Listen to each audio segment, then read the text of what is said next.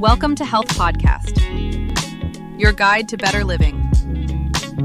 Welcome to Health Podcast, your weekly guide to better living. I'm Taylor. And look, if you've been waking up feeling like you've basically run a marathon in your sleep, or maybe you're relying on that morning coffee just to, function, put one foot in front of the other, or perhaps you find yourself hitting that invisible wall of exhaustion every single afternoon, well, then you are absolutely in the right place today. Because let's be really honest here.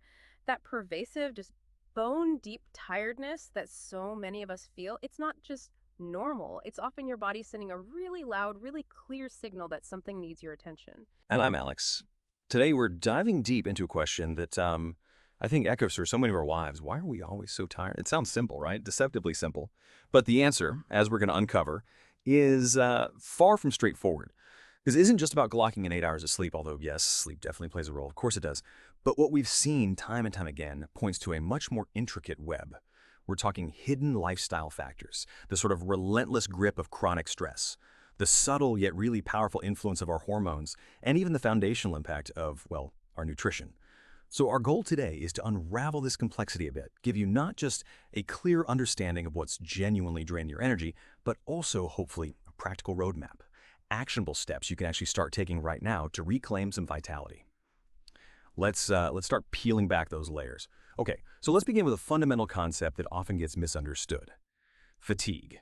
It's not in itself a disease. It's really a profound symptom. Think of it like your body's alarm system, right? It's sophisticated, designed to signal. Hey, attention, there's an imbalance here. Something needs your focus. But in our, fast-paced modern world, we've become incredibly skilled at just hitting the snooze button on these alarms. We push through that exhaustion with maybe another jolt of caffeine. Oh, yeah. Guilty. Or by, mindlessly scrolling through our phones late into the night. We often rationalize it away, telling ourselves we're just busy. It's almost like a badge of honor sometimes, isn't it? Yeah. Being busy. Exactly. But the irony is this whole cycle often leads directly to burnout. Leaves us feeling like we're perpetually running on empty. And what's truly intriguing, I find, is that even people who diligently schedule and get their 7 or 8 hours of sleep, they still report persistent exhaustion. Consistently. Right, that's the confusing part. It really is. And it suggests that fatigue is almost never just one single issue. It's a complex puzzle. It's frequently a combination of factors signaling imbalances across various bodily systems. This could be anything. Hormonal disruptions, maybe dietary deficiencies, unaddressed mental health challenges, even just a lack of exposure to natural light, all contributing to that pervasive feeling of being drained. That's such a crucial distinction to make because, so many of us just count the hours, right? We don't think about what kind of sleep we're actually getting or what else is going on. It's our energy levels are this incredibly sensitive barometer, just reflecting our overall state of health. And you're so right. We've totally adopted this narrative of I'm just busy. Like exhaustion is just the price of admission for a full life. Mm-hmm. But that excuse, it often stops us from digging deeper, doesn't it? It really has. It's like an invitation to pause and maybe ask ourselves some, uncomfortable questions, but vital ones. Questions like, am I consistently fueling my body with real nourishing foods? Or am I mostly surviving on ultra-processed stuff, convenience items? Good question. Is stress subtly, or maybe not so subtly, controlling my life? Does it feel overwhelming? Do I have ways to cope? Am I moving my body enough? Or am I just stuck in that sedentary loop all day? Yeah, the sitting disease. And maybe the biggest one, am I truly allowing my body and mind the time they need to recover and recharge? Or am I constantly pushing myself right to the absolute brink? And it's not just us saying this either.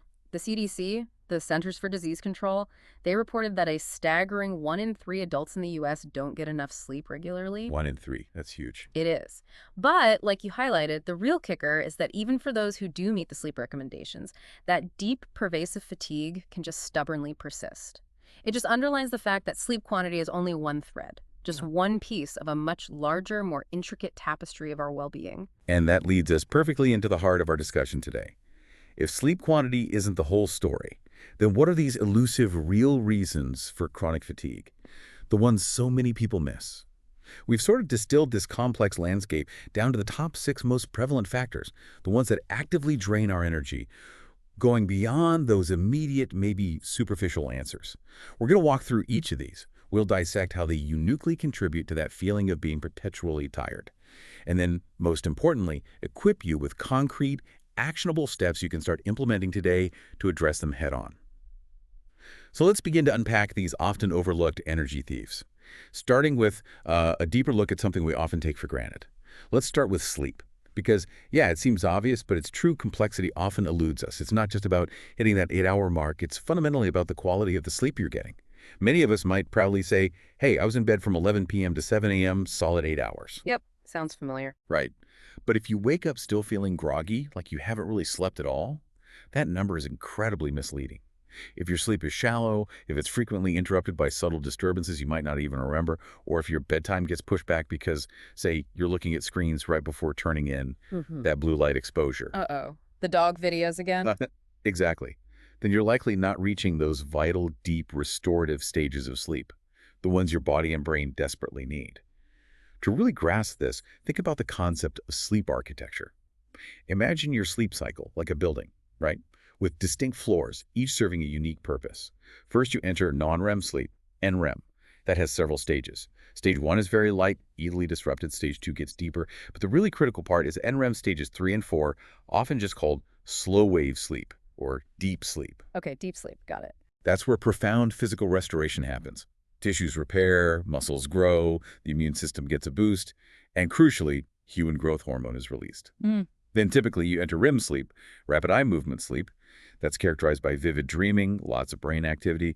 It's vital for emotional regulation, memory consolidation, learning, all that good stuff. Wow, okay. So there's a lot going on. A lot. Now, when your sleep architecture is consistently fragmented, meaning you're waking up frequently, maybe just briefly, or you're not getting into those deep and REM stages for long enough, your brain can't effectively perform its essential detox process. Brain detox? Yeah, it's called the glymphatic system. It clears out metabolic waste products that build up while we're awake. Things like beta amyloid, which is linked to Alzheimer's. Oh, okay, that's serious. It is. And your body can't fully repair itself, leaving you physically run down. And perhaps most critically, your intricate hormonal symphony doesn't get the reset it needs. Hormones regulate almost everything, metabolism, mood. Their dysregulation from poor sleep can have these huge cascading effects. So without truly restorative deep sleep, your entire system suffers. And that leads to that persistent, unshakable fatigue. That distinction between sleep quantity and quality. Wow, that's such a breakthrough for so many people, I bet. And oh, I can relate to so many of those disruptors you mentioned. The screen time before bed, absolutely me. I totally get sucked into a vortex of, adorable dog videos on my phone, even when I know it's way past my wind down time. It's just so hard to put down sometimes. It really is designed to be addictive. Totally. But beyond screens, it's also those inconsistent sleep schedules, isn't it? We try to be so good during the week, hit our bedtime goals, and then the weekend arrives. Suddenly we're staying up late, sleeping in. That weekend catch-up might feel good for a moment. Right, but it throws everything off. Exactly. It completely messes with your body's natural circadian rhythm, its internal clock. It's almost like giving yourself constant mini jet lag. That's a great way to put it, social jet lag. Yeah.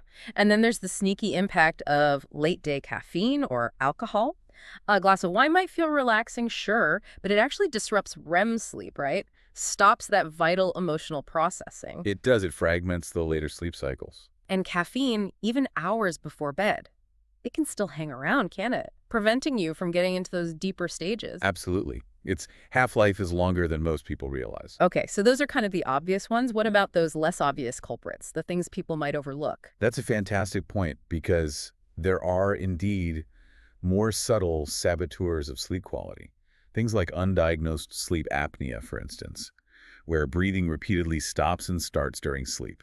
It can be. Or even less severe but still disruptive breathing problems. They can fragment your sleep literally hundreds of times a night without you even knowing it. You might not fully wake up, but your body gets pulled out of deep sleep just enough to prevent true restoration. Wow, okay. Similarly, chronic anxiety, or just a mind that's constantly racing with worries, to-do lists, it makes it incredibly difficult to truly turn off and sink into those deep sleep stages. The hamster wheel brain. Precisely. Okay. The brain stays in a state of hyperarousal. So if you're consistently waking up feeling groggy, like you haven't slept, maybe waking up with headaches, that's a huge red flag. It's a clear sign that your sleep architecture is compromised. You're just not getting the high-quality rest your body and mind crave, regardless of the hours on the clock. Okay, so if we're recognizing these signs in ourselves, What's the actionable roadmap? What can we actually do to improve sleep quality? Because it feels like such a fundamental lever for energy. It absolutely is. And the great news is these strategies are highly effective and they're within your control. First and foremost, consistency. Establish and stick to a consistent bedtime and wake-up time. Even on weekends. Really? Yes, absolutely, even on weekends. Your body's circadian rhythm thrives on predictability. Regularity reinforces that internal clock. Signals when it's time to be alert, when it's time to wind down. Secondly, implement a screen-free wind-down routine. Make it sacred, at least an hour, ideally maybe 90 minutes before bed. Okay, put the phone away. No dog videos. Put the phone away. Tablets, e-readers, even the TV off. Yeah. Instead, do relaxing things. Read a physical book, listen to calming music or a podcast, maybe journal, have a quiet conversation. That blue light from screens actively suppresses melatonin production, the key sleep hormone. Got it. No blue light. Third, be strategic with caffeine. Cut it off by 2 p.m. latest. 2 p.m. Wow, okay. Yeah, caffeine has a half-life of about 5-6 hours. So half of it is still in your system that much later. Yeah. Even if you don't feel wired, it can disrupt deep sleep. Okay, 2 p.m. cutoff. Check. Fourth, incorporate calming pre-sleep practices. Simple techniques like diaphragmatic breathing, deep belly breaths, or some gentle stretching or yoga. These activate your parasympathetic nervous system. The rest and digest system. Exactly. Yeah. Shifts you out of fight or flight. And finally, optimize your sleep environment. Make your bedroom as dark as possible. Pitch black is ideal. Even tiny lights can mess with melatonin. Keep the temperature cool, around 65 Fahrenheit, 18 Celsius. A slight drop in core body temp helps initiate and maintain sleep. Cool and dark, like a cave. Pretty much.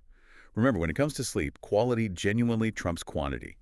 Deep, restorative sleep is where your brain does its maintenance, your body repairs, your hormones reset.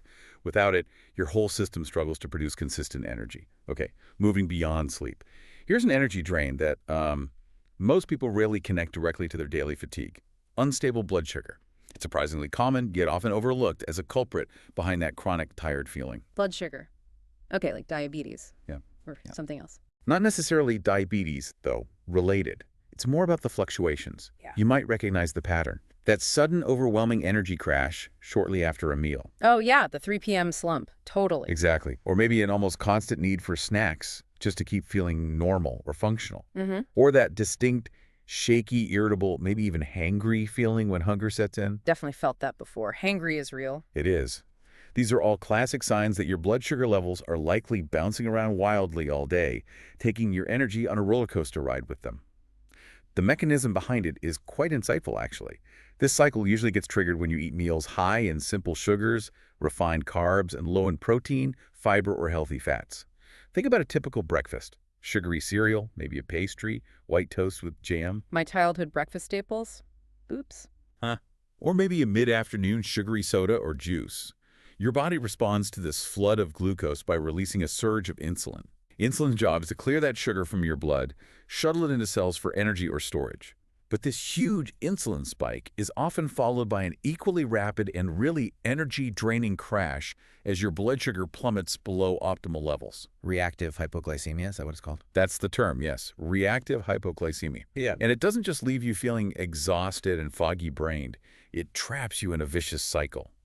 Your body senses the low blood sugar, immediately signals a craving for more quick sugar to boost energy back up. Ah, so you reach for another cookie or candy bar? Precisely. Which leads to another spike, another crash, perpetuating that feeling of being constantly on edge and depleted. It's an exhausting, self-reinforcing loop, keeps your body in a state of energy emergency, which is incredibly taxing over time. That blood sugar roller coaster is so incredibly real. And I think you're right. So many people just don't connect those dramatic energy dips directly to what and when they're eating. It seems so obvious when you explain it. But the really empowering part is knowing there are practical, immediate nutritional changes you can make to just step off that ride. Absolutely. It's very actionable. So first, and it's really foundational, ditch the sugary breakfast and refined carbs to start your day. Right. Huge first step. Instead, intentionally choose protein and healthy fats. Think about it. Instead of that cereal or muffin, maybe scrambled eggs with avocado, a handful of nuts with some fruit, plain Greek yogurt with berries, a protein smoothie. All excellent choices. That combination gives you sustained, slow-release energy. Keeps you Yeah. full. Prevents those morning spikes and crashes. Okay, protein and fat for breakfast. Got it. Second, Be relentlessly mindful about limiting refined carbs and those sneaky, sugary snacks throughout the rest of the day. Those empty calories are just fuel for the crash cycle. Exactly. Read labels. Be aware. Third, consciously integrate more fiber into every meal. Load up on non-starchy veggies, choose whole grains over refined ones, include legumes like beans and lentils. Fiber acts like a brake on sugar absorption, creates a smoother, more gradual release of glucose. Like a speed bump for sugar. Nice. And finally, please resist the urge to skip meals. I know life gets crazy busy, but going too long without food can cause big drops in blood sugar. It leaves you feeling utterly depleted, shaky, fatigued. Consistency is key there, too. Totally. And the most exciting part about balancing blood sugar, the benefits are almost immediate, aren't they? Very often, yes. You'll notice a real difference in stable energy all day, better brain focus, a more even mood, and you don't even need fancy supplements. It's just smart, real food nutrition. Right. Next up. This is perhaps the most pervasive, yet often invisible, energy thief of our modern lives. Chronic stress and the resulting cortisol overload. Just think about it for a second. When your brain constantly perceives threats, and these threats are so diverse now, right? A work deadline, difficult family stuff, money worries, even just the constant pinging of notifications from your phone. Oh, the notifications. They never stop. They don't. Your brain triggers the release of cortisol, our primary stress hormone. Now, in the short term, cortisol is useful. Designed for emergencies, gives you energy, sharpens focus, prepares you for fight or flight. So it helped our ancestors escape, the saber-toothed tiger. Right, the classic example. But the problem is, in our world, these tigers are constant, they're metaphorical, and the cortisol response never really turns off. This prolonged, elevated exposure to cortisol leads to what's often called adrenal fatigue, or more accurately, HPA axis dysregulation. HPA axis. Break that down quickly. Sure. Hypothalamic pituitary adrenal axis. It's your central stress response system. Brain signals pituitary. Pituitary signals adrenals to release cortisol. When it's chronically overactivated, your body gets stuck in that perpetual fight or flight mode. Over time, this system becomes dysregulated, leading to profound systemic exhaustion. You might get that paradoxical state of being wired but tired, utterly exhausted, but your mind just won't shut off. Been there, staring at the ceiling at 3 a.m. Exactly. You might feel a heightened sense of general anxiety. That pervasive brain fog becomes a constant companion, hard to concentrate, think clearly. Your body just isn't designed to sustain this high alert state indefinitely. The energy cost is absolutely enormous. It literally burns through your reserves. Wow, that truly resonates. It's astonishing how something that feels so mental, like stress, can have such profound, debilitating physical impacts. And there are really telltale signs that chronic stress is the hidden force behind your fatigue, aren't there? Definitely. Like, have you ever woken up after what felt like a full night's sleep, maybe even a long sleep, and felt more tired than when you went to bed? Classic sign. It's like your body didn't truly recover because it was still buzzing in that low-grade fight or flight state all night. Or what about waking up reliably at, say, 3 a.m.? Mind immediately racing with worries, the endless to-do list, and you just can't fall back asleep. A cortisol spike at the wrong time. Right. You might also feel perpetually on edge all day, keyed up, waiting for the next shoe to drop. Your mind just never stops racing. Constant loop of thoughts, anxieties. Yep, mental chatter. And here's one often overlooked, getting sick more often. If you're catching every cold, every bug going around, or recovery feels slow. That's a strong indicator your immune system is compromised by chronic stress. Yeah. Stress is invisible, right? It doesn't leave a bruise. But its physical and mental effects are incredibly real. It can be the single biggest energy thief, literally burning you out from the inside, leaves you depleted on every level. So if chronic stress is indeed that invisible energy thief, the key to reclaiming vitality lies in implementing effective strategies.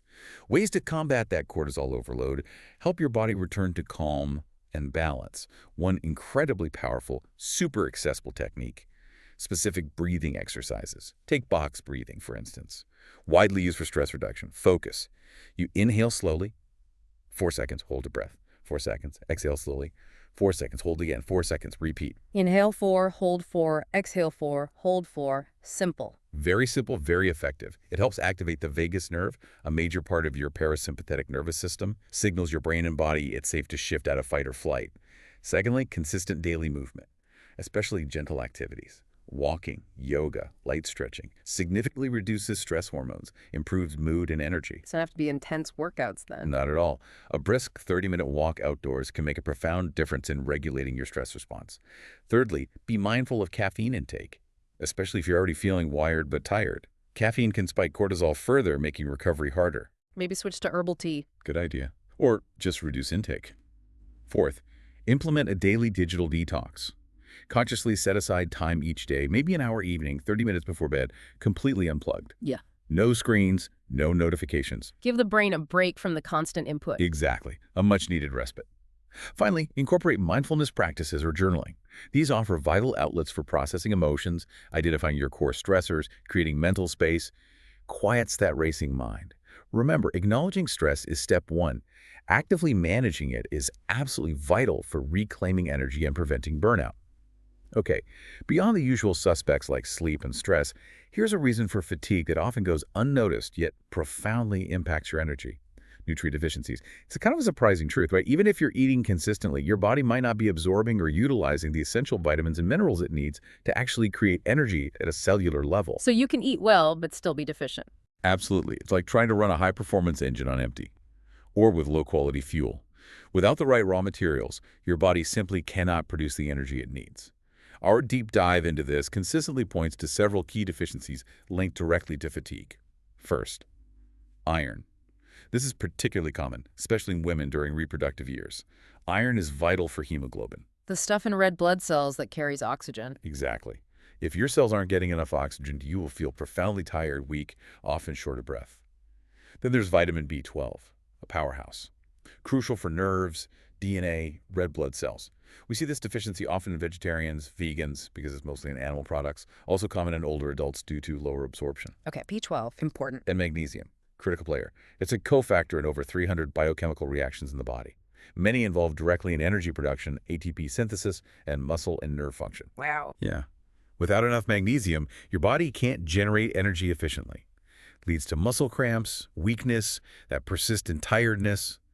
And finally, vitamin D, the sunshine vitamin. Deficiency is remarkably common, especially in winter, or people with limited sun exposure or darker skin tones. Seems like everyone is low in vitamin D these days. It's very prevalent, and it plays roles in immunity, mood, and crucially directly impacts energy levels.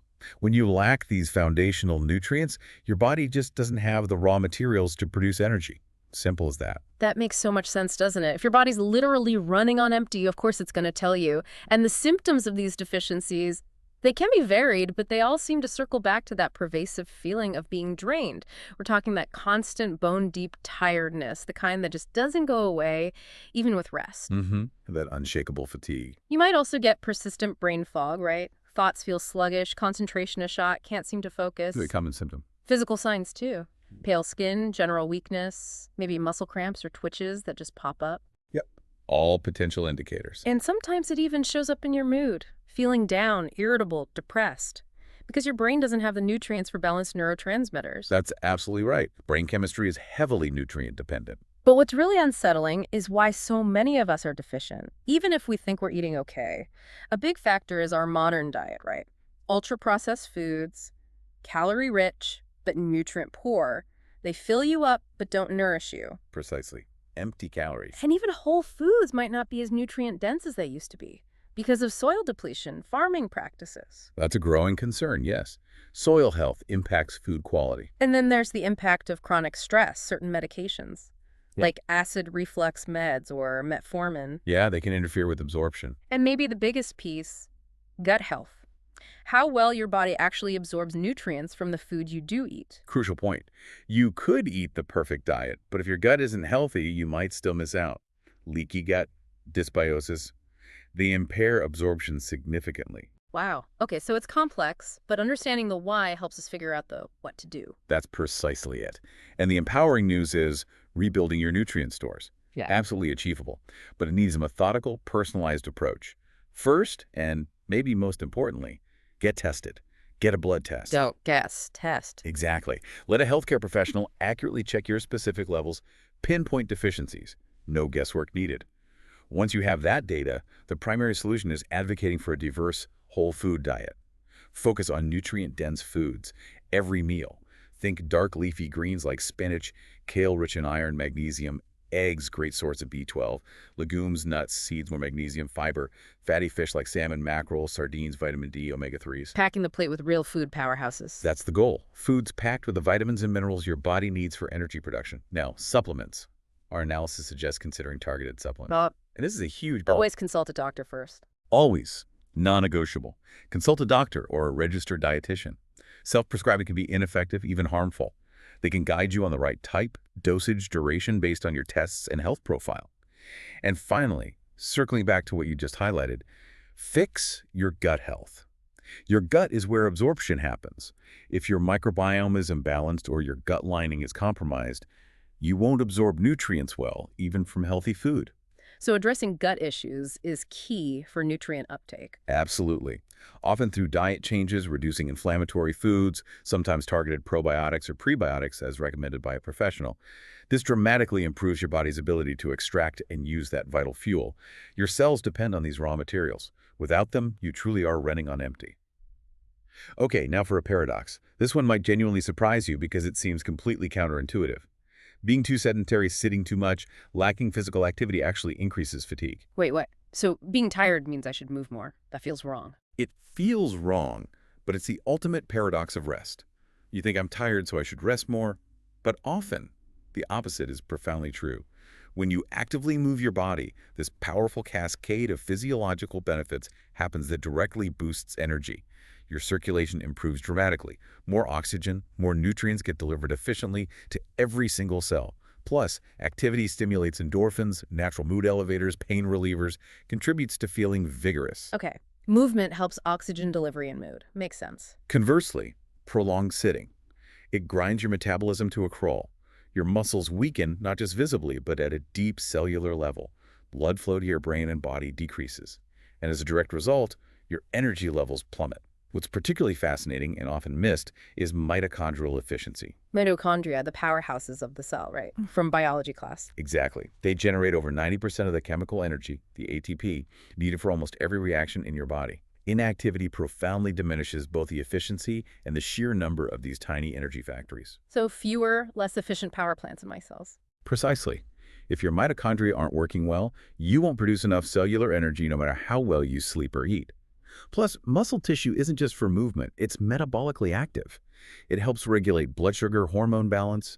When you lose muscle from inactivity, you lose an important internal regulator, contributes to blood sugar issues, hormonal imbalances, more fatigue. Wow. So muscle loss is bad for energy beyond just feeling weak. Definitely. So while rest is important, too much stillness actually robs you of vitality. It really is a profound paradox, isn't it? Your body's whispering, I'm tired, don't move. But the truth is, conscious movement often creates energy. It doesn't just deplete it. So for anyone listening and thinking, oh, great, now I need to train for a marathon on top of being exhausted, let's just gently pause that thought right there. Yeah, no marathon required. You absolutely do not need to train like an elite athlete to get these benefits. The goal here is consistent movement, not extreme exertion. A fantastic starting point. Aim for just 30 minutes of light to moderate movement every single day. Could be a brisk walk, a gentle bike ride, even just moving around the house doing chores or gardening counts. Consistency over intensity. Totally. Another really effective tip, short walks after meals. Not just for activity, but specifically helps stabilize blood sugar, right? Helps prevent those post-meal energy crashes we talked about. Huge benefit there, yes. Helps shuttle glucose into muscles. Okay.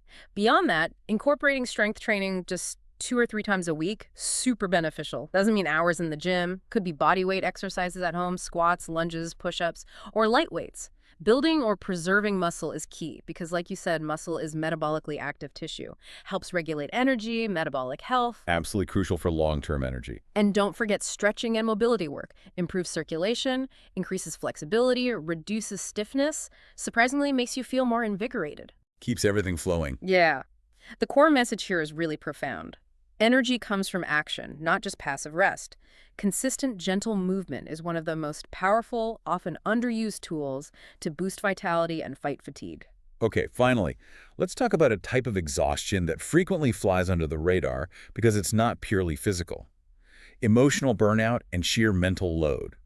Sometimes that pervasive fatigue you feel, it isn't just your body being tired. Often it's fundamentally your mind that's utterly exhausted, and that deep mental fatigue then cascades, manifesting as profound physical depletion. So a tired mind makes a tired body. In many cases, yes. You might find yourself waking up feeling completely drained, even after a full night's sleep, struggling immensely to focus on simple tasks, experiencing a disturbing sense of numbness, apathy, maybe disconnection from your own life. That sounds heavy. It is. And this kind of mental and emotional fatigue is incredibly prevalent, especially for those juggling multiple demanding roles. Managing complex work, navigating relentless parenting demands, bearing the emotional weight of caregiving, working in emotionally intense jobs like healthcare, teaching, social services. The list goes on. So many people are juggling so much. They really are.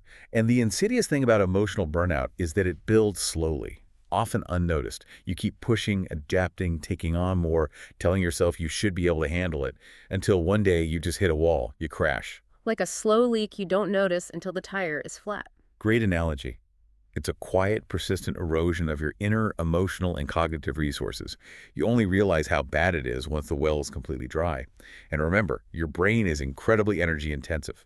Uses about 20% of your body's total energy, despite being only 2% of your weight. So when your mind is perpetually overworked, stressed, overloaded, it inevitably impacts your entire physical system. Leads to that profound whole-body fatigue that no amount of physical rest seems to cure. This is such an incredibly important point, because we often don't give our minds the same dedicated recovery time we readily give our bodies when they're injured or overworked. But mental exhaustion isn't just feeling stressed, it's a real condition, right? It demands intentional recovery, just like a physical injury. Exactly right. It needs dedicated healing time. So how do you really know if your mental load is a big contributor to your fatigue? What are the signs? Well, there are some pretty common indicators, like maybe you find you no longer enjoy activities you used to absolutely love. Hobbies, social events, things that once brought you joy now feel like a burden, a chore. Anhedonia, yeah. Loss of pleasure. You might find yourself constantly multitasking, feeling that pressure to do 5 things at once just to keep up, only to realize you're not doing any of them well. Fragmented attention. Very draining. Simple decisions feel completely overwhelming, paralyzing you with indecision over things that used to be easy. Decision fatigue. It's real. Maybe you start withdrawing socially, canceling plans because engaging with people just feels too draining, too much effort. Pulling back is a common coping mechanism, but often isolates further. And here's a big one. Feeling immense guilt for resting, even when your body and mind are screaming for a break. Oh, that's a tough one. That inner critic. It's like your internal battery is totally flat, but some invisible force compels you to keep going because there's always so much to do. Recognizing these specific signs is the crucial first step. Giving your overworked mind the intentional break and recovery it desperately needs. Absolutely. If you recognize those signs of mental overload, emotional burnout, there are powerful strategies you can use to start that vital recovery process. First, consciously create designated space in your week for nothing. Nothing. You like scheduled nothingness. Exactly. Not about productivity, not ticking off a list, just giving your mind unstructured, obligation-free time to exist, wander, decompress, an hour, even just 15 minutes. Deliberately do nothing productive. Second, cultivate the courage to practice saying no. Ooh, that's a hard one for many people. It is. Saying no to obligations that drain you or don't align with your priorities. Especially hard for helpers, caregivers, people-pleasers. But it's vital self-preservation. You truly cannot pour from an empty cup. Third, explore mindfulness practices. Seek professional therapy. Or simply talk openly, honestly to a trusted friend or family member. Getting support, processing things. Invaluable tools. Outlets for processing emotions, identifying root stressors, gaining perspective on that mental load.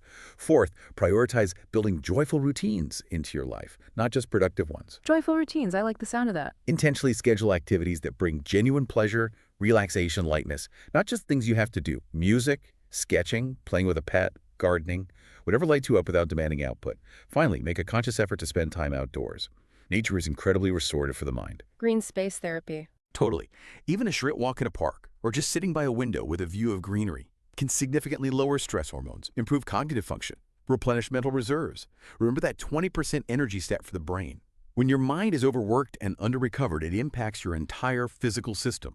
Prioritizing mental and emotional recovery is just as crucial, maybe more so, than physical recovery for sustained energy.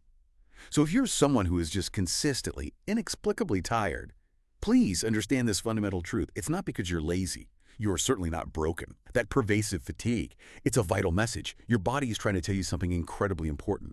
Often, it's the very first warning sign that something deeper is out of balance within your intricate system. And the truly good news, what we hope you really take away from this conversation, is that you don't need magic pills. You don't need complex, restrictive 10-step routines to fix this. The key is simply to listen, to pay attention to these clear signals your body is constantly sending. Exactly. So, to recap, we've pulled back the curtain on 6 of the most common, yet often hidden, causes of chronic fatigue. We talked about poor sleep quality, not just quantity, leaving your brain and body depleted. We explored the subtle but powerful impact of blood sugar imbalances, that energy roller coaster keeping you craving more. We shined a bright light on chronic stress and cortisol overload, the invisible thief burning you out from the inside. We looked at how nutrient deficiencies can leave your cells literally running on empty, unable to produce energy. Yeah. We busted the myth that more rest is always better, revealing how inactivity and muscle loss actually increase fatigue. And finally, we acknowledged the profound weight of emotional burnout and mental load, how your mind's exhaustion manifests as deep physical tiredness. That's a great summary. Each one of these is like a crucial threat, right? And when you identify and pull on even one of them, you begin to unravel the problem. You start to reclaim your energy in profound ways. And trust me, when you have energy, real sustainable energy, everything changes. Your mood lifts, your focus sharpens, your ability to engage with life, with loved ones, with your passions. It all transforms. So listen to your body, take the hint, be truly kind to yourself. Give yourself the rest, the nutrients, the movement, the mental and emotional support your body and mind truly need. And maybe consider this. What one small, consistent change could you genuinely commit to making this week? Perhaps it's cutting off caffeine after 2 p.m., or maybe adding a brisk 10-minute walk after your lunch. Just observe. See how even that minor shift begins to ripple through your entire energy system. Thanks for listening to Health Podcast. Like, share, and subscribe because your health truly deserves the spotlight. Until then, be kind to yourself and stay healthy.